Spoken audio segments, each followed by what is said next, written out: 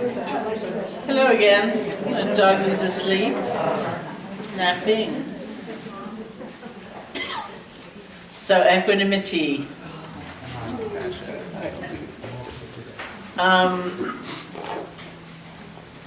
It's interesting to look at, well, back to the realm of mindfulness for a moment, in which equanimity actually also plays a strong role. In the process of developing mindfulness, equanimity is more the particular relationship we have toward our experience that leads to wisdom. In the Brahma Viharas, it's more the expression of wisdom. And so it's really both. The way it leads to wisdom is by allowing mindfulness to be more than just knowing something is going on, but it's knowing in a certain way. So we hear a sound, we feel a feeling, we have a sensation. The way we use the word mindfulness means being aware of what's happening without clinging, without condemning, without getting deluded, right? Without holding on, pushing away, or getting lost in something. That part about the relatedness, the relationship, that's all equanimity. Being able to be fully present with an experience without that extra thing we tend to do. When it's pleasant, that is often grabbing, holding, trying to keep, trying to be in control of. When it's unpleasant, it's often rejecting, pushing away, disliking. And when it's neutral, whether it's a sound or a sensation or whatever it might be, that's when we tend to numb out and go to sleep. So to be able to be fully present with all of that, to fully experience pleasure, totally, but without that extra thing of clinging. To actually fully and open-heartedly experience pain, but without, kind of piling on. Like, this is all I will ever feel, or whatever it might be. Or I should have been able to stop this. Why am I feeling this terrible feeling? It shouldn't be here. And to actually wake up and be really in touch with and aware of all those neutral experiences, that's all about equanimity being embedded in mindfulness. That's what it means. And of course, that's extremely powerful. Sometimes when people hear about meditation or they hear about mindfulness, it sounds awfully dull. And not only passive, which we've already talked about, but kind of dull. And people think, okay, well, I won't feel any pleasure anymore, but that could be a worthy trade-off because I won't feel any pain anymore. And everything will just sort of morph into this gray blob. And some people long for that and some people dread it, but it's not what happens anyway, so it doesn't really matter how you feel about it. We work toward not trying to make the pleasure, pain, and neutrality go away. That's just part of our experience. But to respond to it in a different fashion. And that different fashion is not based on avoidance, and it's not based on denial. It's very much in touch with what's happening, but it's not so overcome by those old reactions. Oh, I shouldn't let myself feel this, or I've got to make this go away, or I've got to keep this forever, or, so that's how equanimity is functioning in the heart of mindfulness. And so if we're working with mindfulness, we're definitely cultivating equanimity anyway. In the context of the Brahma Viharas, which is a relational practice, we bring to mind beings and so on, equanimity, as I said, is more the fruit of wisdom. It's perspective, it's knowing that we're not in control, and so on. There are many things that we know through equanimity. Equanimity means balance. The proximate cause of equanimity is, you could say, seeing the 8 vicissitudes. It's like seeing the nature of things. It's wisdom. So the 8 vicissitudes are out of the Buddha's teaching, that is pleasure and pain, gain and loss, praise and blame, fame and disrepute. Saying life is made up of pleasure and pain, and gain and loss, and praise and blame, and fame and disrepute. Everyone's life, no one excepted. And that this is the nature of things. Bless you. So we acknowledge that, we recognize that. It doesn't mean we don't care, but our caring is held by that knowledge that this is actually how things are. Nothing is going to make someone's life only pleasure and no pain, or only praise and no blame.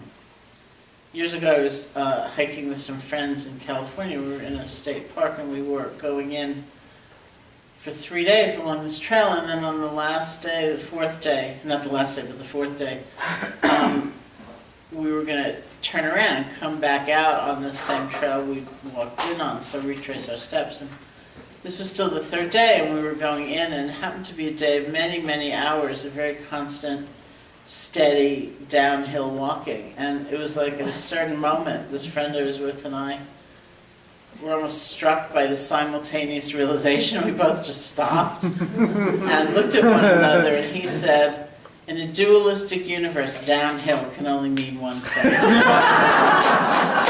he was right, because the very next day when we turned around, it was many, many hours of uphill walking. And it's like that. It's not to say that every level of our experience in this universe is dualistic, but on this level it is. There's pleasure and pain, and gain and loss, and praise and blame, and fame and disrepute, and that is completely outside of our control. If we fight that, if we pretend that's not the way it is, we're going to be living at variance to the truth, and that always hurts. That's like the quintessential banging your head against the wall. It's just that way. And if we can understand that and incorporate that, integrate that understanding, then it actually does support our loving kindness and our compassion. They say that equanimity endows loving kindness with patience, because we realize things have their own rhythm. We care, we try, we're present, we offer loving kindness. It's like generosity, right? You can't make someone say, that's the best book I've ever been given, thank you so much. You're throwing out everything else on my pile and only reading that. And I'm getting the Kindle version too, and I'm giving it to all my friends. And I'm like, right? Would that we could, but we can't. It said that equanimity endows compassion with courage, because it's not easy to really open to suffering. And we need a really big sense of spaciousness in order to be able to do that without feeling I'm in control, I should have been able to stop this, I should be able to make this go away, why can't I, and so on. It's like that elderly person in the playground watching children play. Compassion needs that quality of equanimity in order to be sustained. The far enemy of equanimity is reactivity. It's attachment and aversion. Holding on, pushing away, holding on, pushing away. The near enemy of equanimity is indifference. It looks kind of the same in some way, but it's awfully different if we really, really look. Indifference has those elements of coldness or withdrawal or shunning, apathy, not caring, and equanimity is very different than that. Keep coming back to the very elderly person in the playground watching children play. Its strength, the strength of equanimity comes from the fact that it's not about shutting down, it's about aligning with the truth of how things are. And whenever we are more aligned with the truth, with reality, then the better off we are. There's always pleasure and pain, gain and loss, praise and blame, and fame and disrepute in life. And that's just the nature of things. I always like to talk about praise and blame because I think it's the most fun in a way. And it's also, it's a place where we can see it so clearly because it's the very same action, often, that elicits praise from some people and blame from others. And here, we also come back to that other model of motivation and skillfulness of execution and then immediate reaction, because we can't control the world so that we only get praise for something, right? And so if we're trying to understand where our integrity lies, where our goodness lies, we can't be just dependent on people's reactions. We need, in some ways, to return our sense of integrity to ourselves and look at our motivation. What was my intention? Look at how skillfully we said or did something, and then realize there's a certain amount of letting go we just need to do, because there's always blame in this world. The story from the text is that this man came to the monastery one day to hear something of what the Buddha was teaching or understand something of what the Buddha was teaching. And the first person he came upon was a monk who had taken a temporary vow of silence. And so when he was asked, will you say something of what the Buddha teaches, he remained silent. And the man got really furious and stomped away. So the same man came back a second day and came upon another disciple of the Buddha's, a monk who was renowned not only for his great realization in practice, but for his very extensive theoretical understanding. And so when he was asked, he went into a very long, elaborate theoretical response. And the man got really furious and he stomped away. So the same man came back a third day, and he came upon another disciple of the Buddha's, this monk named Ananda. And they say Ananda, having heard what happened on the first day and what happened on the second day, was careful to say something, but not too much. And the man got really furious. And he said something like, why are you treating such profound matters so sketchily? And he stomped away. So this group of people went off to see the Buddha, and they said, oh, Lord Buddha, this is what happened on the first day, this is what happened on the second day, this is what happened on the third day, what do you have to say? And the Buddha said, there's always blame in this world. If you say nothing, some people will blame you. If you say a lot, some people will blame you. If you say just a little bit, some people will blame you. There's always blame in this world. And that doesn't mean we don't care. I mean, of course we care. We'd much rather be praised than be blamed. But we're never going to be able to control it, absolutely. It also doesn't mean there's nothing for us to learn. Sometimes there's a lot for us to learn about the refinement of our skill in communication or whatever. But to be utterly defined by how someone is relating to us in that way is hopeless, because we go up and down and up and down and up and down. That's why I like considering praise and blame, because it can be the very same action that can bring a lot of praise and a lot of blame. You write something and somebody says, that's the most incredible thing I've ever read. And someone else says, that's the stupidest thing. Like, you left out on every important point. And then someone else says, wow, that was just so great. I'm so glad you did that. And someone else says, that was awful. Isn't it thus? And again, we want to listen and pay attention, but if we are completely defined by these varied winds of change, how do we ever know who we are? Because it's constantly, there's always blame in this world. There will always be someone, and it's just that way. So to understand our action, we tend to look back at our intention. Where was I coming from? And the skillfulness of execution, is there a way? I might have said that better or done that in a more skillful way. And beyond that, we really do try to cultivate equanimity, which doesn't mean indifference, it doesn't mean not caring, but it's balance, it's understanding There's always blame in this world. This is how things are. This is actually in the nature of things. So going back to, if we're giving someone a gift and we have this really good motive and we do it in the most sensitive way we possibly can and they don't seem to like it all that much, we want to be responding with some equanimity so that we're not completely overcome by that.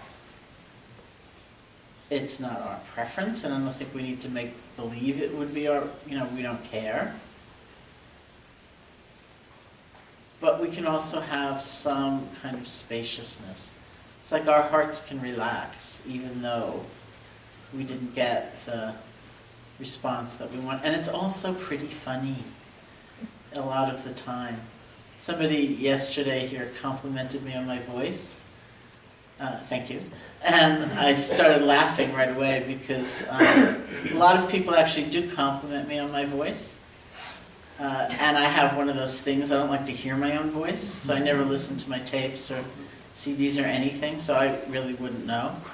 But, I get a lot of compliments usually about my voice, and not so long ago I was teaching somewhere. I was teaching mindfulness trainers, and so I was sort of like doing continuing ed for them and then also going to some of their evening classes and as like a guest lecturer. So one person said to me, I played one of your CDs for my class on an admittedly not very good sound system. And the first thing someone said afterwards was, "That woman has the most annoying voice I've ever heard in my entire life." And then everyone in the class agreed with him. And I thought, but everybody compliments me on my voice. Wait a minute. What happened to the, your voice? So it was kind of startling and funny. It's very funny, really. And then I will admit, this is like true confessions. I admitted to the people I was talking to yesterday that I went and taught that. Anyway, so the guy went on and said that these people complained about my voice, and he said, and then he was about rolling in the floor because the next thing he was going to say to them was, "Guess who our guest speaker is next week?" It's that woman whose voice you hate. So I went into the class that night, and it was so funny, really, because I thought, okay, this is week 6 of an 8-week program. If I really wanted to exact petty revenge, I could go in there and say, you've had 5 weeks of instruction already. Why don't we just sit here silently for an hour and a half, and I won't say a word, and you could just look at your own thoughts. But then I thought, no, I can't do that. So I just did the class, and we got along fine.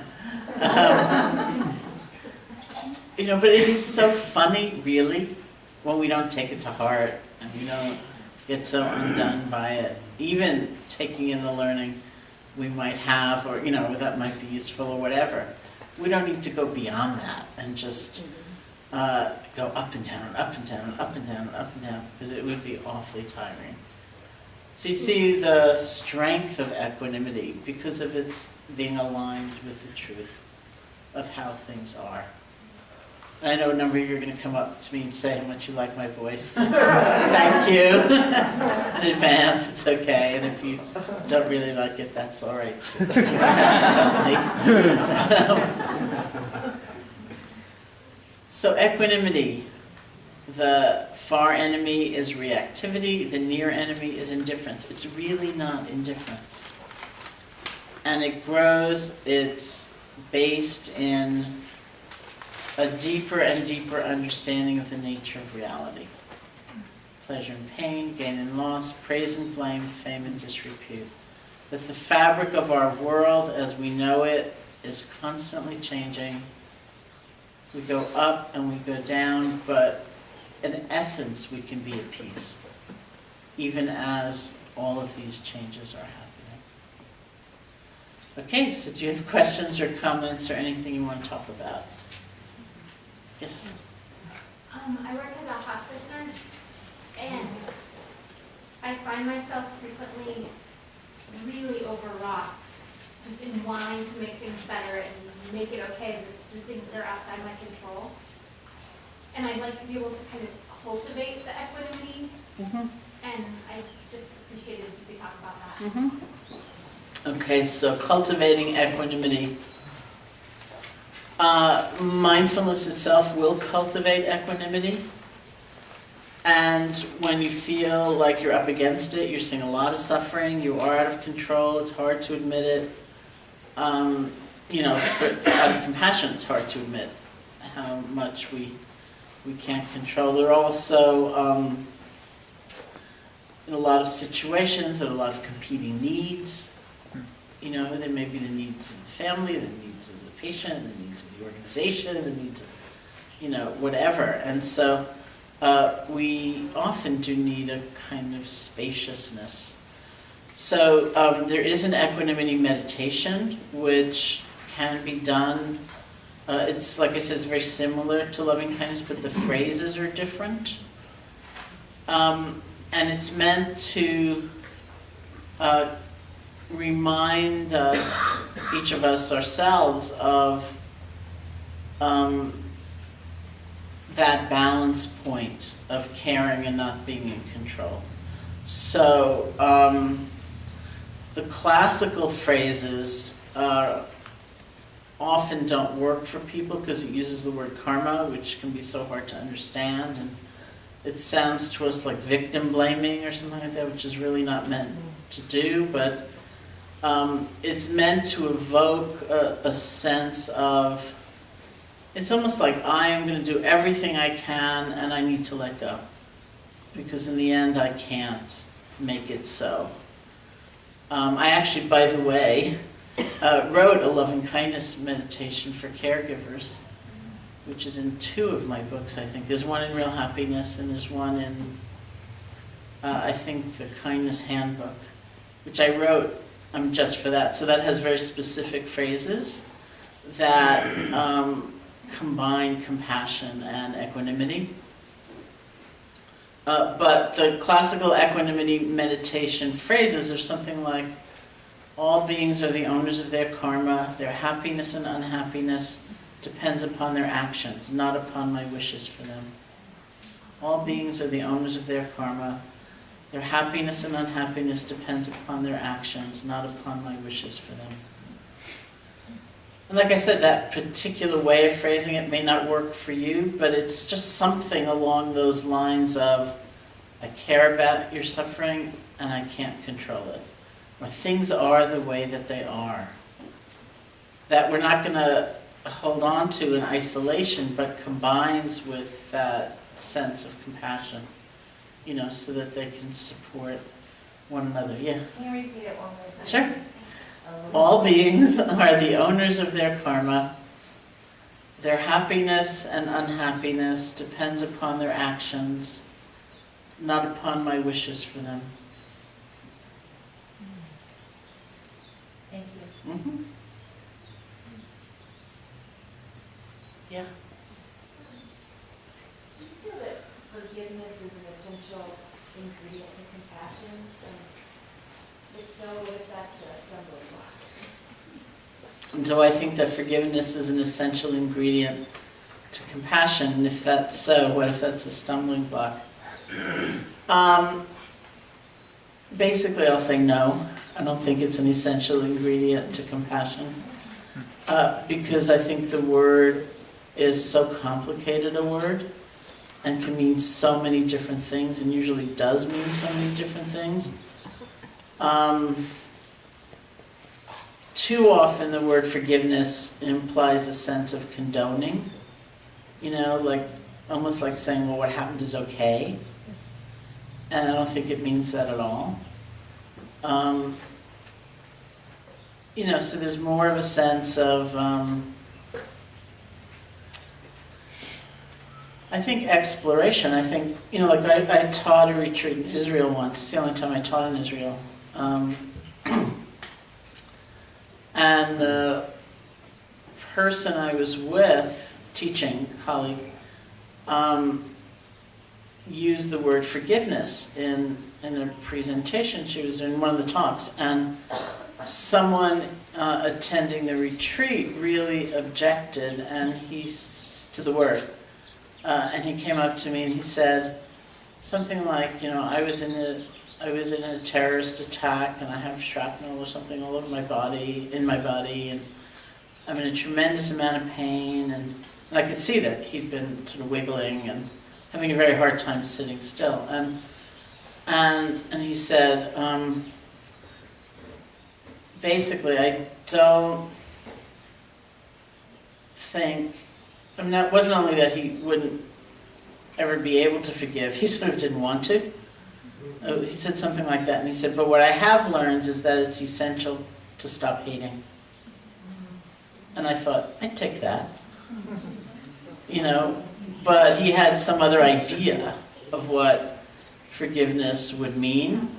But I think if one is dedicated to not hating, which also means not being consumed by someone else's actions, not being overcome or defined by someone else's actions, that's pretty good. It's tremendously healing, it's transforming. So it doesn't have something that one is called. That guy, for example, he wouldn't call it forgiveness, but I think it's quite enough. And it's not that easy either, to go that far. But that's what heals us, is not to have that lock-in anymore. And so I really hesitate to use the word. I just wrote a thing on forgiveness, actually, for some book or another. And I sort of kind of said that in a way, because it's very hard to grapple with that concept and that idea. But there's some process for us that releases us in a less intense and grave level. There's something about not being caught, that could be called forgiveness. We don't usually call that forgiveness, but I think of like in Burmese Buddhist monastic tradition, there's a custom of saying goodbye basically through asking and extending forgiveness. So we brought, as I mentioned, this Burmese teacher, Sayadaw U Pandita, to IMS, the Insight Meditation Society, in 1984, where he taught a 3-month course, which I sat under his guidance. And it was his first trip to the United States.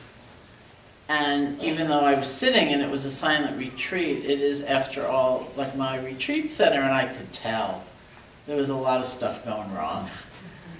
For one thing, he was moving from place to place. I thought, why is he sleeping here now?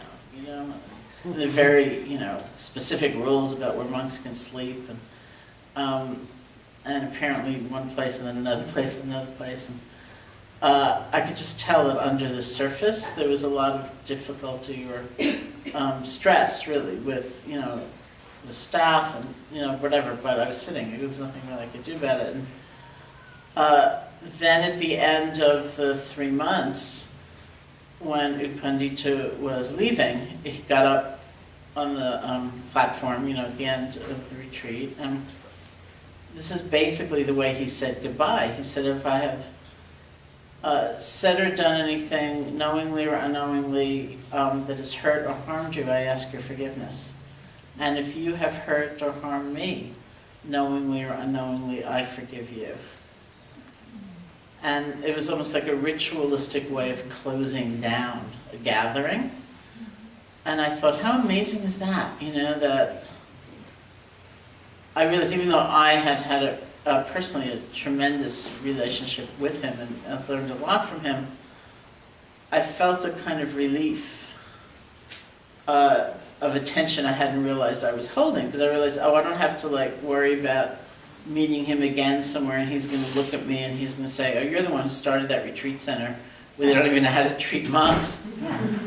And I didn't have to look at him and think, oh, you're the one who came to the West without any idea of what you would find here. It was like, okay, cleared the field. If you have hurt or harmed me knowingly or unknowingly, I forgive you. And if I have hurt or harmed you knowingly or unknowingly, I ask you to forgive me. Or, whatever words work for you. So it's kind of interesting. There are layers and layers and layers and layers to that. Yeah. Think about the Buddhist practice tongue-laying, where you breathe in sorrow and suffering, and you breathe out goodness and peace and everything else, and how it relates to loving kindness.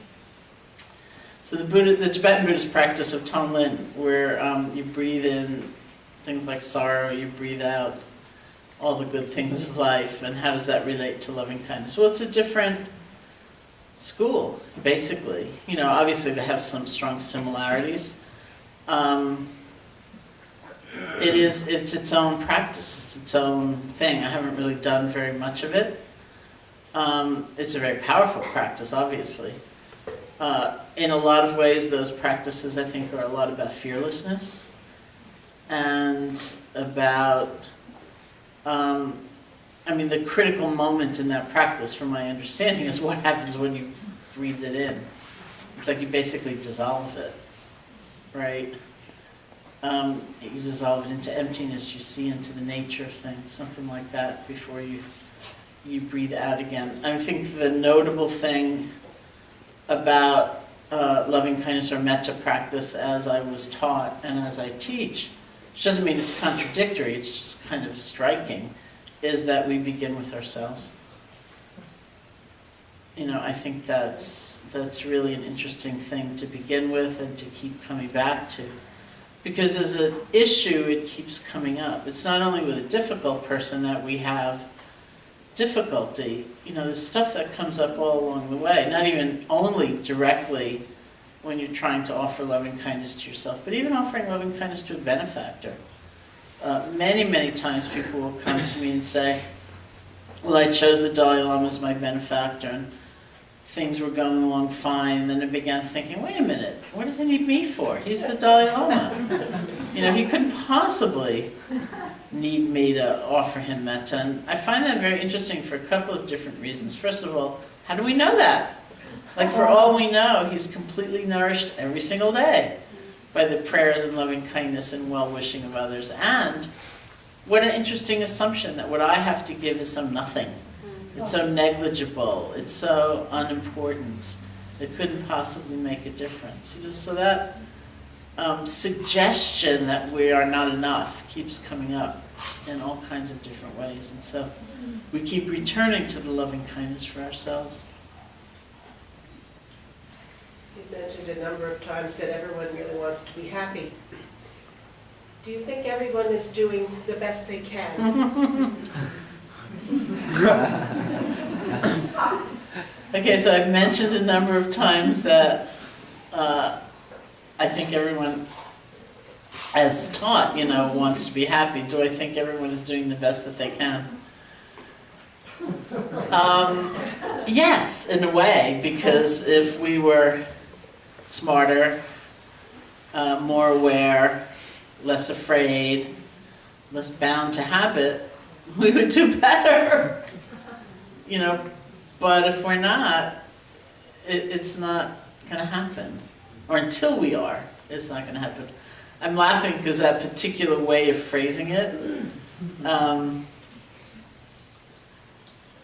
doesn't suit parts of my nature, that New York thing.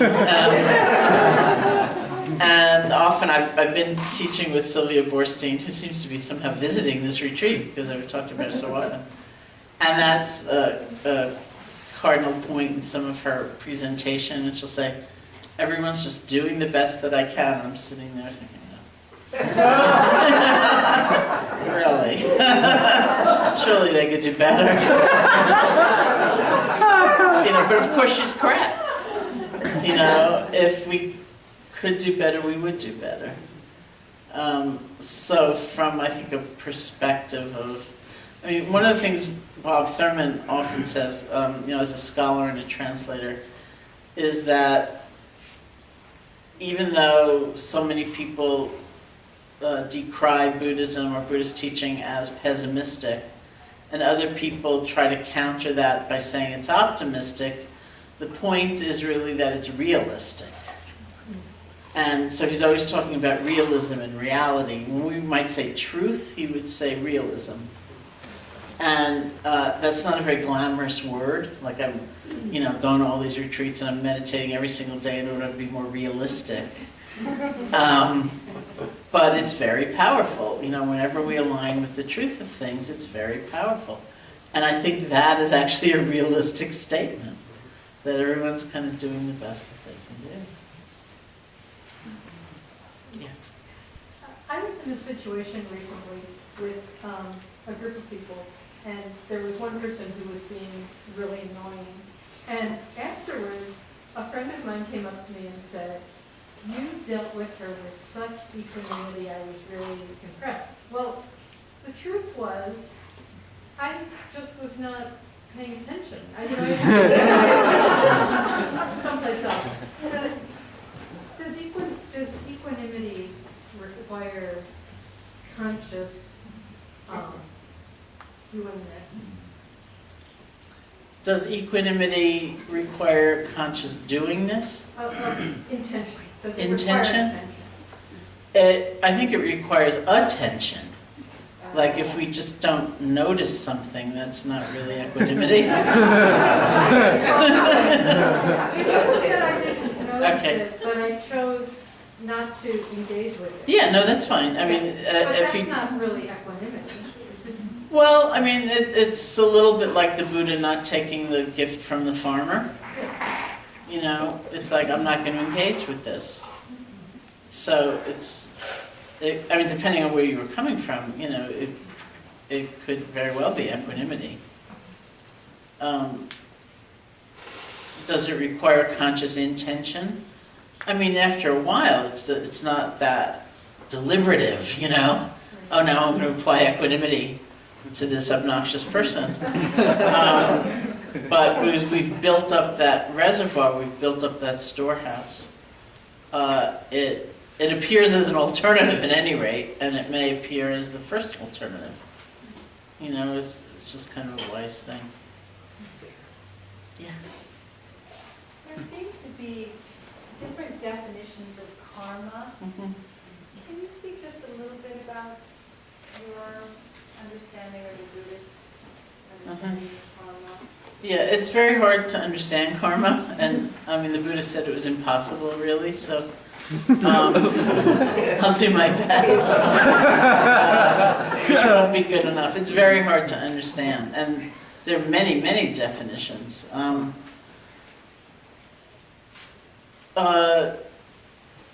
Karma, in my understanding, it has a lot to do with intention. That it's the intention behind an action that is actually planting a seed. And it's considered almost like a law of nature, but it's not as reductionistic as we imagine. Like, because in a previous life you killed a lot of mosquitoes, then you have the skin disease now, there may be relationality, but it's not like A equals B. And this is where the place where the Buddha said you cannot understand it. You can't possibly, with a rational mind, understand it. But the ways I think we get a flavor of it is, first of all, seeing that one's inner state is a dominant force in how we experience reality. It's like you could have $70 billion and feel you don't have enough, and you're not going to live as though you have $70 billion, right? It's not going to be a sense of abundance or plenty or sharing or generosity that mind state is going to contour the flavor of everything that happens. And so it's understanding that there is a certain kind of power of mind, that it's not that it changes the external circumstance necessarily at all, but our experience of that circumstance can really be so affected by that internal state. And we also see that there's a kind of, because of interdependence, because of lives being linked the way that they are, there is a kind of conditionality of actions rippling out. You know, that what we do, what we say, what we care about doesn't seem in the end to go into a vacuum. That there's this kind of ripple effect that energetically things are rebounding in some way. Which is, it all comes back to the power of an action, of the intention behind an action. So it's like we create a world, you know, if you, it's the way some people put it is that we're always meditating. So maybe we're meditating producing more greed. Or we're meditating producing more love.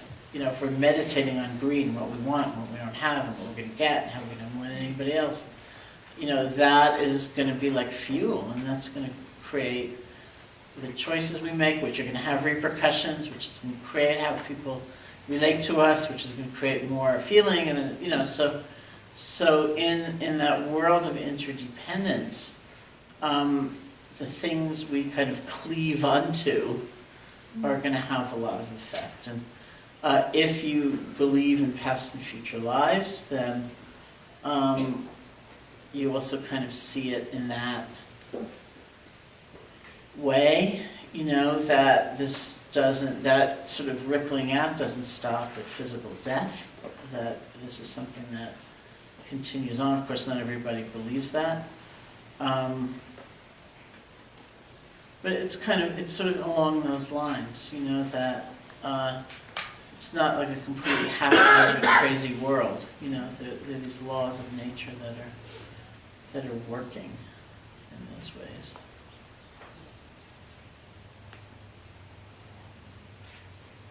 Yes?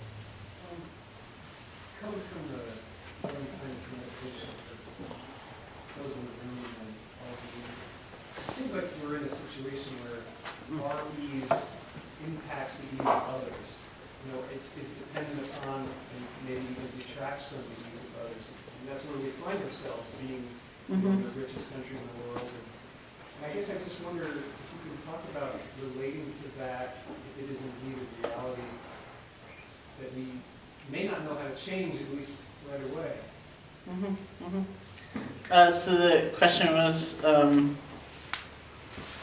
as we're offering loving kindness say to all beings everywhere, and also knowing at the same time that our own ease, living with ease, in a way it's like it's a state of privilege, and that we're able to live at greater ease to the detriment of many people around the world, and that you know, and basically is there a contradiction there as we face that reality? And I mean, certainly that is a reality, and I think loving kindness practice in many ways brings us to the heart of many paradoxes. You know, it's not going to be all beings are going to be safe, for example, ever, right? Because they're predators and prey, and you know, this is like this is the nature of how life actually is, and so we don't do the practice thinking it's going to be accomplished in some way.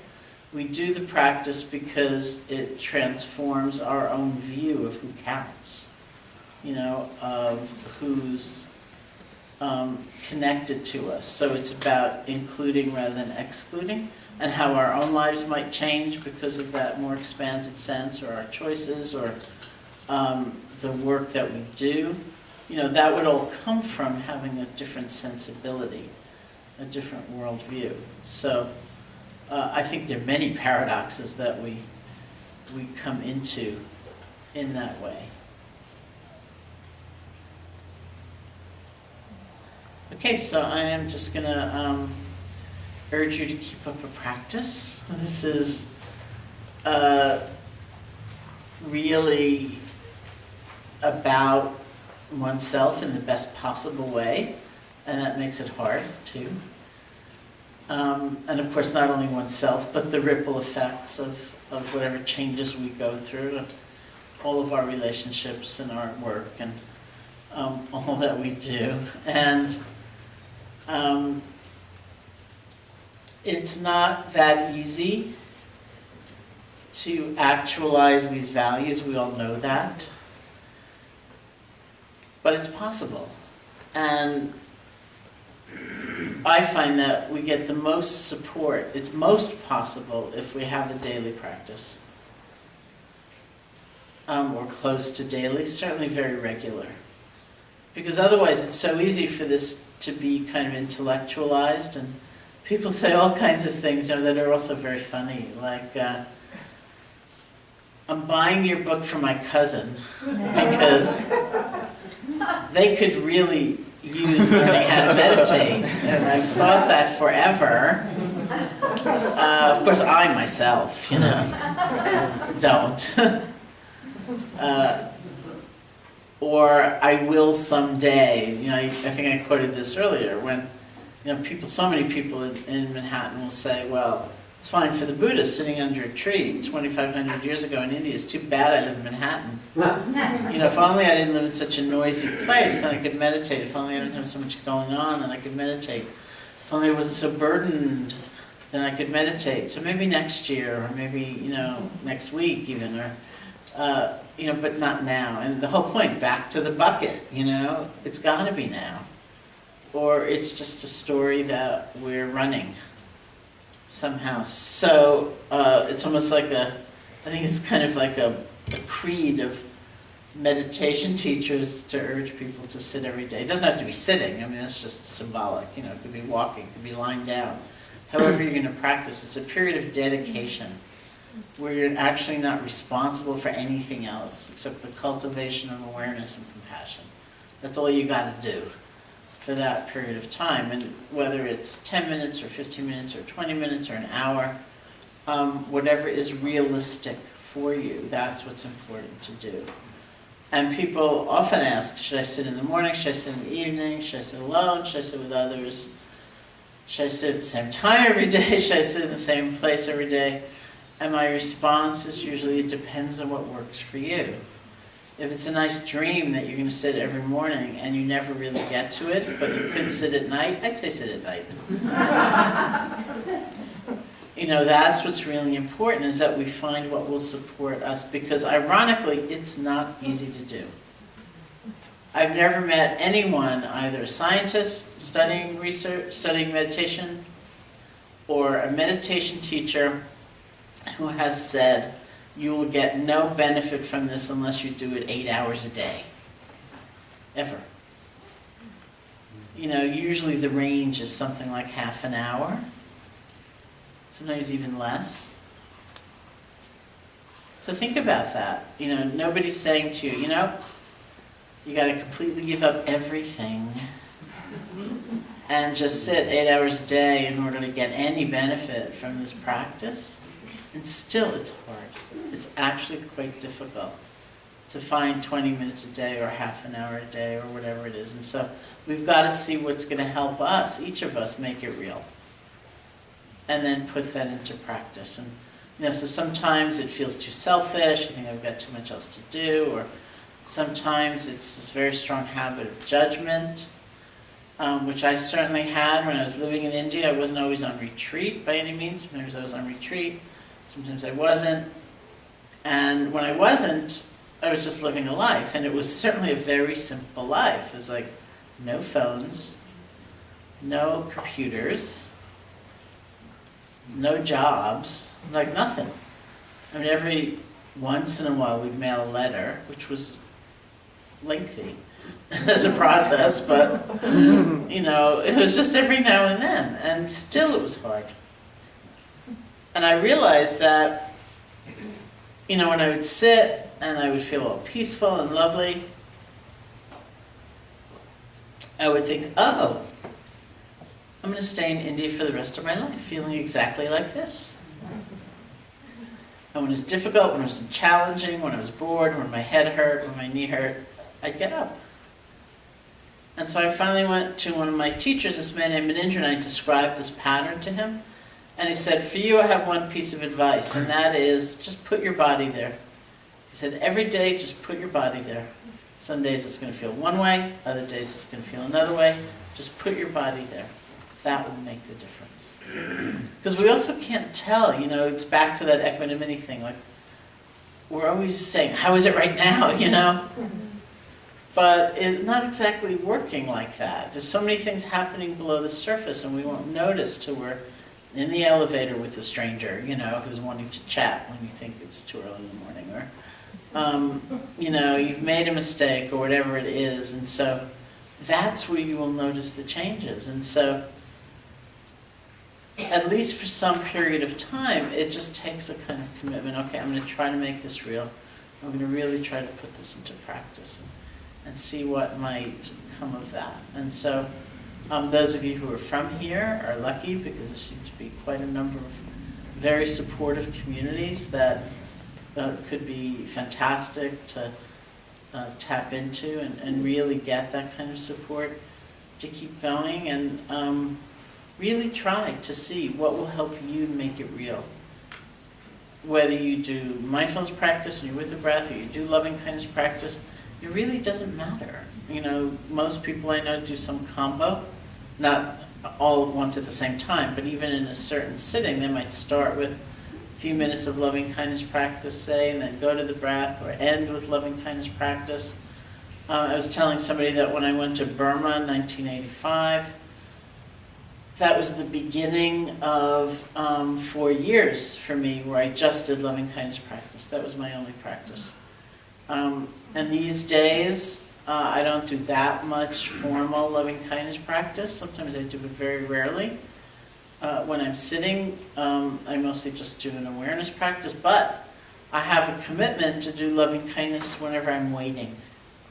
And I count every mode of transportation as waiting. So every airplane ride, every car ride, every taxi, every train, walking down the streets of New York or wherever, I'm trying to do loving kindness practice. And you think about how we usually spend our time when we're waiting, we're fretful, or we're doing something we're actually not interested in, reading something we don't really want to read. And what a great thing, just to be able to spend the time instead doing some loving kindness. So it's a very creative process of really seeing how we might bring these values to our lives. So I'm going to close again with some sharing the merit, and then there can be some announcements about the various groups that are here, just to remind you, and leaving our beautiful abode for now. Okay, so again, the concept of sharing merit is that when we do something toward the good, we open our hearts, we pay attention, we're learning, we're questioning, we're meditating, that actually produces a very powerful positive energy. That's the merit, is the positive energy. And we come to something like the end of a retreat like this, and we offer that to others as a form of loving kindness. So to begin with, you can just feel it inside yourself and appreciate it.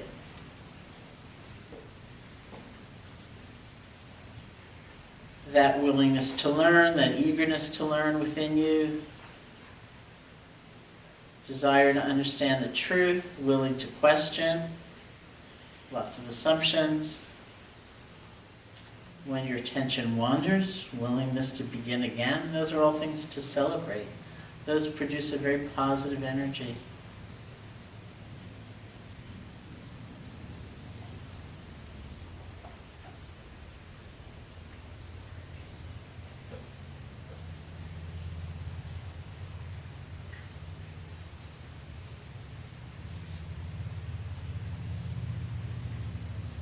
You can dedicate that to or share that with those who've helped you be here.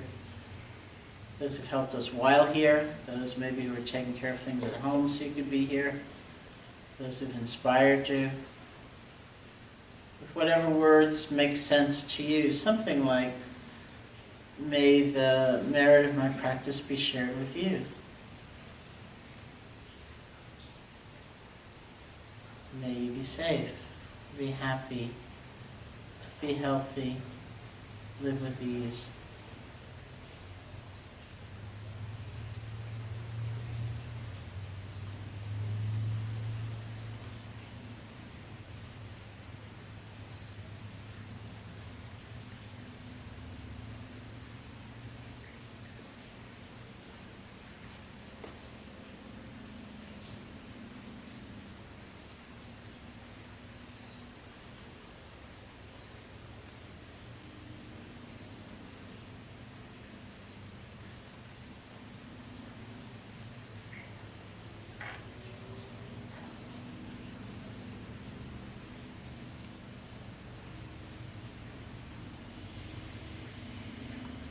and those whom we know are hurting or struggling in some way.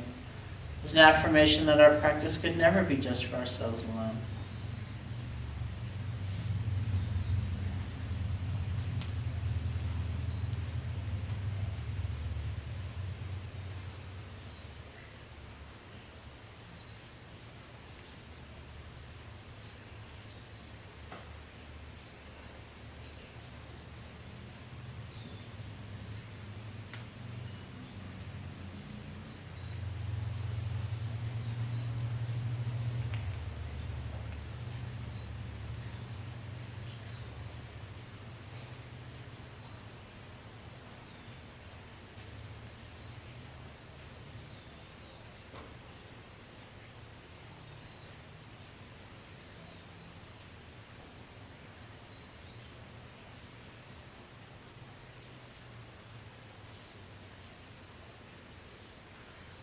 With one another.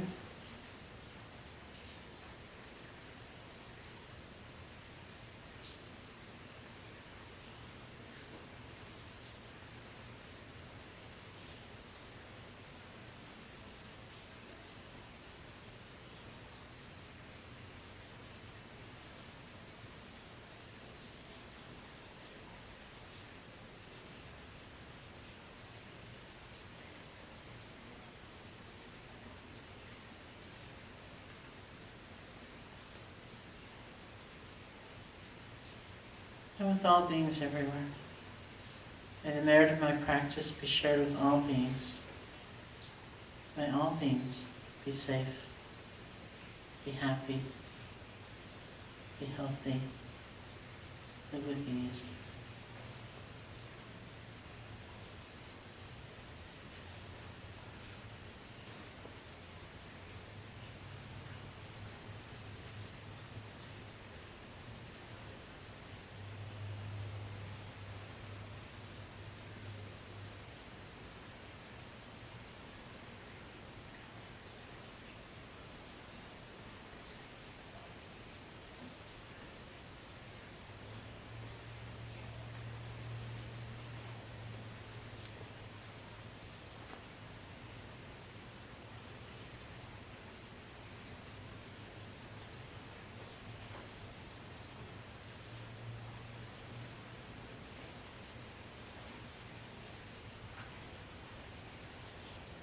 Thank you all so much. May you be safe and well.